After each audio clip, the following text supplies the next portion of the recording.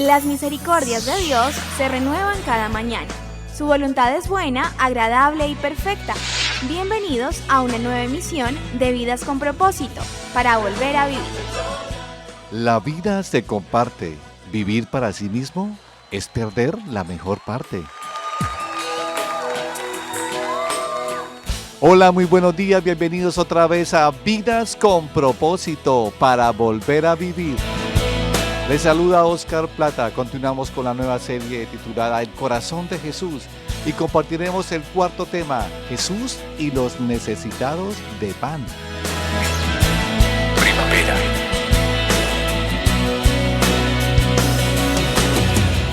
Tú nos creaste con un propósito. Jesús y los necesitados de pan. Nos acompaña hoy el pastor Ángelo Becerra de la comunidad Vida con Propósito, quien responderá a este tema. Buenos días, pastor Ángelo, bienvenido. Oscar, buenos días, estimado oyente. Muchas gracias por escucharnos, por apartar su tiempo, por dedicar estos minutos que esperamos nosotros podamos ser de gran bendición para su vida. Estás escuchando Vidas con Propósito, para volver a vivir. En el programa de hoy estudiaremos el tema Jesús y los necesitados de pan dentro de la serie El Corazón de Jesús. Pastor, ¿por qué este título?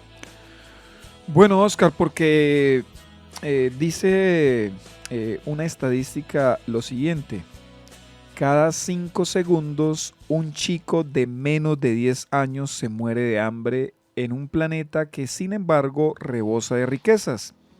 En su estado actual, en efecto, la agricultura mundial podría alimentar sin problemas a 12.000 millones de seres humanos, casi 2 veces la población actual.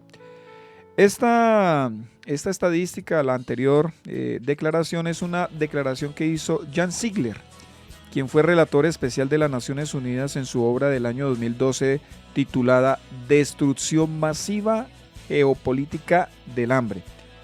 En abril del 2016, el Departamento Nacional de Planeación reveló que Colombia está inserta en la paradoja del hambre y el desperdicio, situación que era característica mayormente de los países industrializados.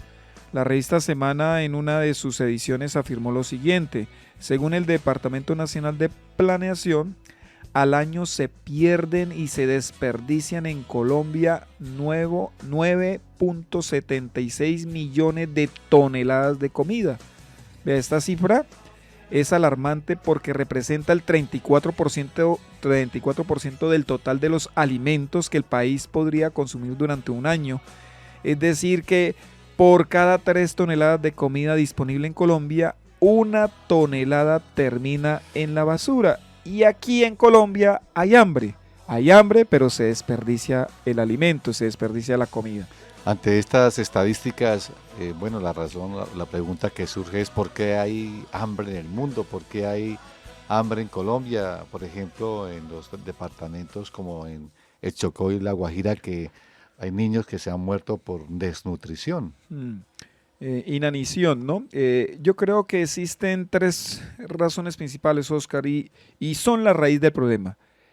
Por la corrupción, aunque ahorita en tiempo electoral y todos los políticos dicen que van a solucionar los problemas, que van a llevar alimento, que van a combatir la desigualdad. Precisamente esa es la segunda, la desigualdad, y la tercera es la insensibilidad. Esas son, yo creo que las 3 razones por las cuales hay hambre en nuestro país y en nuestro mundo. No es de extrañar que las raíces del problema del hambre entonces todas sean gestadas por el ser humano. Así que la próxima vez, estimado creyente en Cristo Jesús, que un ateo le pregunte a usted: si Dios existe, ¿por qué permite que tantas personas padezcan de hambre? Su respuesta debe ser muy contundente: la culpa no es de Dios. La culpa es del hombre. De hecho, el que citaba ahorita, Jan Ziegler, él declaró en su libro Destrucción masiva geopolítica del hambre lo siguiente: cada vez se va imponiendo más una evidencia. El hambre es producto de los hombres y puede ser vencida por los hombres, pero todavía podemos preguntarnos cómo abatir el monstruo. O sea, él reconoce que el hombre podría vencer el hambre. Pero la pregunta es, ¿será que nos vamos a atrever de verdad a vencerla con tanto egoísmo, con tanta individualidad que maneja nuestra sociedad? O sea, que el hombre es el culpable de esta situación de hambre a nivel local, nacional y mundial. Sin lugar a dudas, o sea, cuando hay una persona en una ciudad que tiene una casa de 500 millones de pesos y sale en su carro de 100 millones de pesos y no es capaz de darle de comer a alguien que lo necesita, ahí es donde nos damos cuenta que nuestro mundo, nuestra sociedad tiene serios problemas de egoísmo. ¿Cómo es el corazón de Jesús? ¿Cuál es la reacción que él tiene frente a los necesitados de pan? Mire, los evangelios nos registran varios episodios en los cuales Jesús les dio de comer a los que tenían hambre. Es más, también nos muestran que la tesorería del ministerio de Jesús tenía por costumbre ayudar a los más necesitados de la sociedad. Así que, bueno, usted me pregunta por el corazón de Jesús. Pues el corazón de Jesús no es solo uno que sufre frente a los que padecen hambre y necesidad, sino es uno que despliega su poder amoroso para dar solución a la problemática. Tanto Mateo como Marcos, Lucas y Juan nos registran la alimentación de los 5,000, ese milagro tan portentoso que hizo Jesús, de casi de la nada, aunque bueno, utilizó sí panes y peces, pero muy pocos. Él fue capaz de sacar panes y peces para alimentar a más de 5,000 varones, sin incluir obviamente mujeres y niños. Bueno, pastor, ¿cuál es el pasaje bíblico que vamos a usar hoy como base de este tema? Vamos a leerlo en Marcos, vamos a leer la versión de Marcos 6 del 30 al 44 dice así: los apóstoles se reunieron con Jesús y le contaron lo que habían hecho y enseñado. Y como no tenían tiempo ni para comer, pues era tanta la gente que iba y venía, Jesús les dijo: vengan conmigo ustedes solos a un lugar tranquilo y descansen un poco. Así que se fueron solos en la barca a un lugar solitario. Pero muchos que los vieron salir los reconocieron y desde todos los poblados corrieron por tierra hasta allá y llegaron antes que ellos. Cuando Jesús desembarcó y vio tanta gente, tuvo compasión de ellos porque eran como ovejas sin pastor. Así que comenzó a enseñarle muchas cosas. Cuando ya se hizo tarde, se le acercaron sus discípulos y le dijeron: este es un lugar apartado y ya es muy tarde. Despide a la gente para que vayan a los campos y pueblos cercanos y se compren algo de comer. Denles ustedes mismos de comer, contestó Jesús. Eso costaría casi un año de trabajo, objetaron. ¿Quieres que vayamos y gastemos todo ese dinero en pan para darles de comer? ¿Cuántos panes tienen ustedes?, preguntó. Vayan a ver. Después de averiguarlo le dijeron: 5 y 2 pescados. Entonces le mandó que hicieran que la gente se sentara por grupos sobre la hierba verde. Así que ellos se acomodaron en grupos de 100 y de 50. Jesús tomó los 5 panes y los 2 pescados y mirando al cielo los bendijo. Luego partió los panes y se los dio a los discípulos para que se los repartieran a la gente. También repartió los 2 pescados entre todos. Comieron todos hasta quedar satisfechos y los discípulos recogieron 12 canastas llenas de pedazos de pan y de pescado. Los que comieron fueron 5,000. ¿Cuál es la idea central del pasaje que acaba de leer Marcos 6 del 30 al 44? Bueno, lo que nos está transmitiendo aquí Marcos es que ante una multitud que sigue a Jesús, él siente compasión por ellos y entonces, como siente compasión, comenzó a enseñarles. Luego hace un milagro de multiplicación para darles de comer a todos ellos. ¿Qué verdad podemos extraer de este pasaje? Vea, un corazón compasivo es un corazón que multiplica, pero multiplica no para él, multiplica para dar a los demás, para ayudar a los demás. Bueno, pastor, si un corazón compasivo es el que multiplica, veamos cómo tener un corazón que multiplique.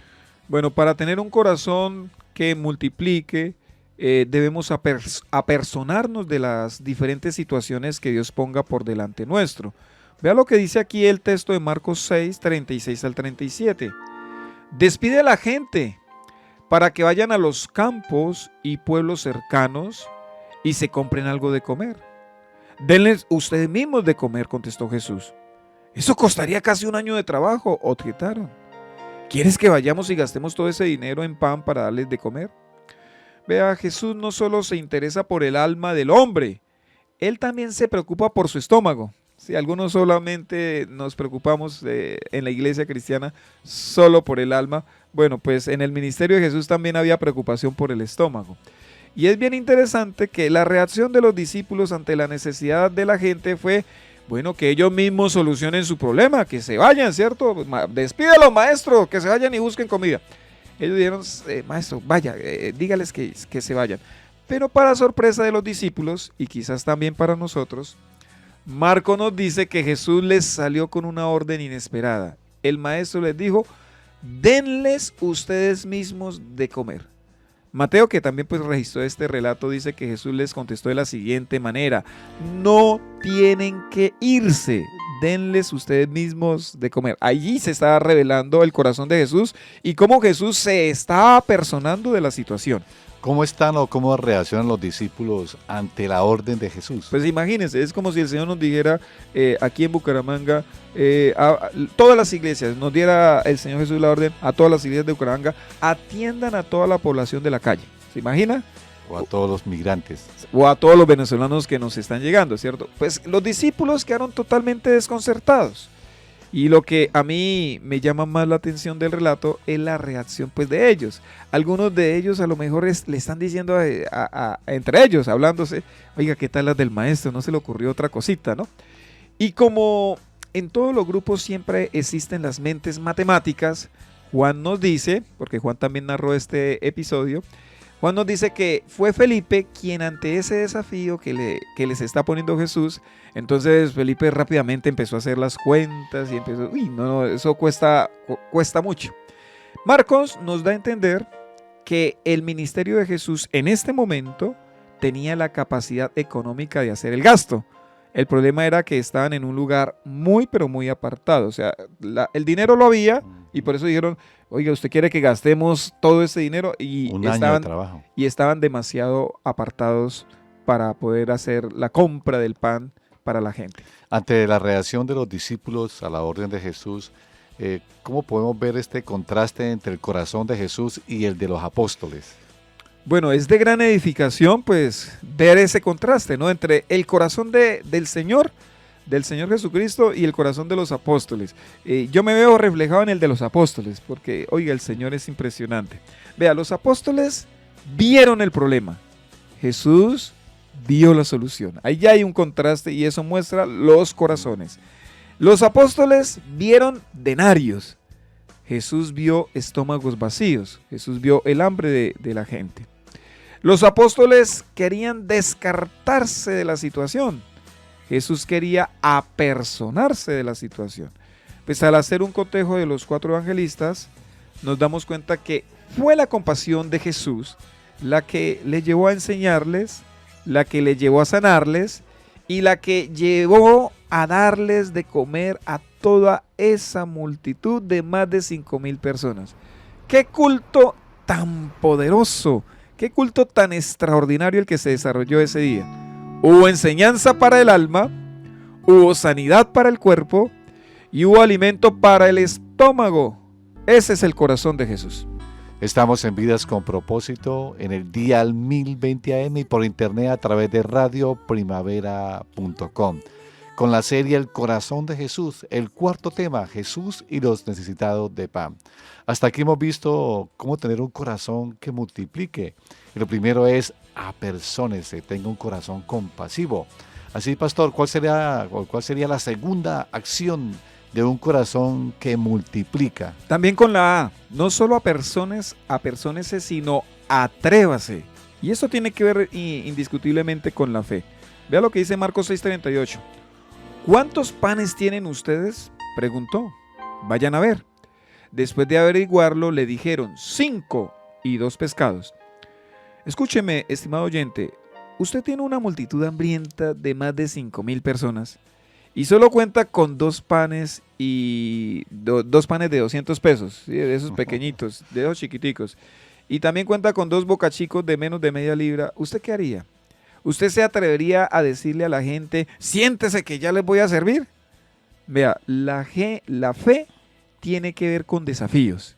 Y aunque claramente lo que está moviendo a Jesús a realizar este milagro, obviamente es el corazón de él, ¿cierto? El Señor está aprovechando al mismo tiempo la oportunidad para darles una lección de fe a sus discípulos. De hecho, este es uno de los pocos pasajes en los que los discípulos participan activamente en un milagro. Es que el discípulo del Señor tendrá que experimentar muchísimas circunstancias en las cuales tendrá que poner su fe en acción a fin de que se cumplan los propósitos de Dios. Dios nos va a lanzar este tipo de desafíos para que aprendamos a depender y a confiar en Él. ¿Cuál era el propósito principal de Jesús al hacer este milagro, aparte de de dar una lección a sus discípulos? Bueno, aquí es bueno aclarar que Jesús no hizo este milagro porque quisiera llamar la atención sobre sí mismo, ¿no? Jesús no sufre de esos complejos. Su propósito era satisfacer el hambre que tenía la multitud porque de esta manera le iba a dar la gloria al Padre. Y esto se ve con mayor claridad cuando Juan escribe, voy a leer Juan 6, 14 al 15. Al ver la señal que Jesús había realizado, la gente comenzó a decir, en verdad este es el profeta, el que ha de venir al mundo. Pero Jesús, dándose cuenta de que querían llevárselo a la fuerza y declararlo rey, se retiró de nuevo a la montaña él solo. Y esto es bueno saberlo, estimado oyente, porque en la actualidad no son pocos los predicadores que quieren valerse de los milagros para llamar la atención sobre ellos mismos y sobre sus ministerios. Pues si así actúan los predicadores, esas acciones van a rebajar la gloria de Dios y sería también un insulto a la soberanía de Dios. Equivaldría a usar a Dios para nuestros propósitos en lugar de dejarnos usar para los suyos. Esa es una tentación fuerte cuando Dios usa a alguien en milagros. Muchas veces se resalta más el nombre del predicador y de la denominación o de la iglesia que el mismo Señor. Que el mismo Cristo Jesús. Qué triste, ¿no? Qué triste que eso suceda en las esferas del cristianismo. ¿Qué es lo que impide que haya multiplicación? Dos pecados, la incredulidad y el egoísmo. Eso es lo que impide que haya la multiplicación. Incredulidad porque cuando no creemos que el Señor pueda hacer un milagro, pues eso hace o se convierte en un estorbo para que veamos la gloria de Dios. Y egoísmo porque Dios desea que pongamos en sus manos lo que nosotros tenemos para desplegar su poder multiplicador. Y sabemos que aquí no había oportunidad para la incredulidad porque ya el Señor había determinado de antemano hacer el milagro. Juan en su evangelio nos dice que Jesús le preguntó a Felipe, ¿dónde vamos a comprar pan para que coma toda esta gente? Y le hizo esta pregunta solo para ponerlo a prueba porque él ya sabía lo que iba a hacer. Así que en este pasaje nos queda solamente el egoísmo como impedimento para que el milagro se desarrolle. No tanto incredulidad en este pasaje, sino egoísmo. Estás escuchando Vidas con Propósito, para volver a vivir. Pastor, frente a este tema de Jesús y los necesitados de pan, usted está hablando de la compasión como un elemento que tuvo Jesús para afrontar esta necesidad de estas 5,000 personas que están alrededor de él. Podríamos decir que cuando uno tiene compasión, no solamente se queda en palabras o en expresiones a veces solo lastimosas frente a la situación, sino que actúa. Hace algo, ¿no? La compasión, digamos, es el corazón de Dios en acción en los creyentes. Y la fe, pues, es la ejecución, ¿no? Yo necesito fe, pues, para ejecutar. Cada vez que tenemos este tipo de desafíos, Dios nos da no solo su corazón para que sintamos dolor, sino que también Él nos va a dar los recursos para que podamos ejecutar lo que ha de subsanar o lo que ha de solucionar este tipo de situaciones tan tristes que se ven en nuestro mundo caído. Pastor, quiere decir que cuando la iglesia o cuando un ministerio se mueve por personas necesitadas, lo que lo debe mover es el mismo corazón de Jesús más que ser reconocido como una obra social y que sea aplaudida por muchos? Si lo que lo mueve, o sea, si lo que mueve a una iglesia a hacer una labor de ayuda es que le reconozcan, es que su ministerio sea, bueno, de alguna manera alabado, pues no es diferente o sea, no está actuando diferente a un político, no está actuando diferente a las organizaciones sociales. Esto quedó escrito pues para nuestro ejemplo, pero créame que Jesús no tenía ningún interés que lo alabaran, ay, vea el multiplicador de los panes, no, ese no era el interés de Jesús. Nosotros, si vamos a hacer algo, si vamos a ayudar a algo, debemos manejar el principio que también enseña el Evangelio, el principio del anonimato, ¿no? O sea, Jesús dijo que no sepa tu izquierda lo que hace tu derecha, ¿cierto? Y si nos mantenemos así, Dios va a ser altamente glorificado. Cuando un ministro o una iglesia empieza a resaltar su labor de ayuda y todo eso, yo creo que ya no hay una buena motivación y entonces allí no va a estar la bendición de Dios. El principio del anonimato enseñado por Jesús nos obliga entonces a depender de Dios, porque eso impide que hagamos una publicidad que genere las donaciones o recursos que otros nos puedan dar.